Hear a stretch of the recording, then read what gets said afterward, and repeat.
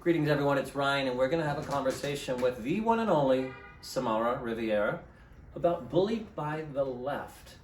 Start there. What is Bullied by the Left, and how are you tonight? I'm great, thank you. Thank you so much for this interview, Ryan.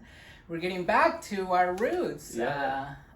We started many years ago. In Times Square, and we're filming today in Broadway Theater Times District. Square.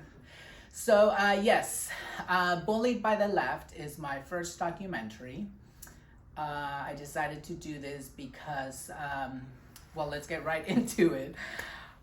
After doing my research and based on my life experience, I decided that I was supporting our president, Donald Trump. You know, during quarantine, I had a lot of time, so I was doing some research, and then I just casually started posting memes or, you know, posts on social media and Facebook about supporting Trump and what I was liking that he was doing. And then all of a sudden, you know, mainly the people in the LGBT community, our LGBT community, started trolling me and commenting negative things. And then, you know, fast forward to now that, you know, I've just started getting bullied, basically, especially by my LGBT community. And then I just thought, you know, this is really interesting to me. Like, I just can't understand how a community that was bullied as kids themselves, and they survived and went through that and survived it, now as grown-ups, they're doing the bullying now. That's not uncommon for the bullied to become the bully, but having read the press release, I'm very impressed to hear that you're not here to out the bullies. You're here to bring a unity through conversation. Is that a fair assessment of what Bullied by the Left is intending to achieve as a documentary? I think a little bit of both.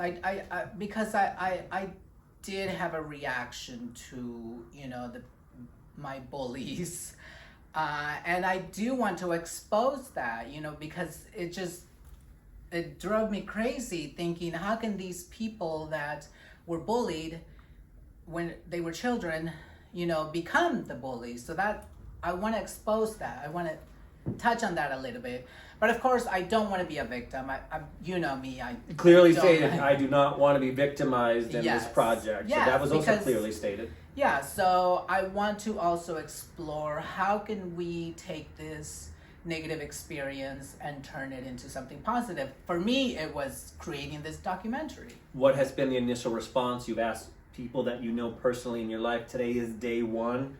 The story is unfolding in front of the camera for the first time. What happened here today? So today we started production here in Times Square, New York City. I mainly just contacted close personal friends that are either supporting Trump, and I wanted to hear their experience of, you know, their bullying, obviously, because everybody's getting bullied if you support the president now.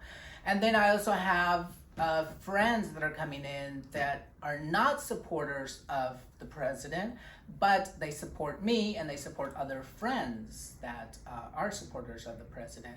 So we, you know, did several interviews with these friends. And how did you handle bringing people from both viewpoints together? Did you let people who have different viewpoints than you speak, or did you as a director sort of say, no, this is our topic today? Were your people of different political views given a platform to talk? Oh yes, absolutely. No, I welcome it. I'm not going to bully someone because they don't think like me or they're not on the same political side as I am. Definitely, I see that happening to me, so I don't want to do that to anybody. So I, you know, wanted to hear their side, and you know, it's always good to hear, you know, both sides. Now let's look forward. Where would you like to see Bullied by the Left go? Where's the landing space for this rocket ship? You know what?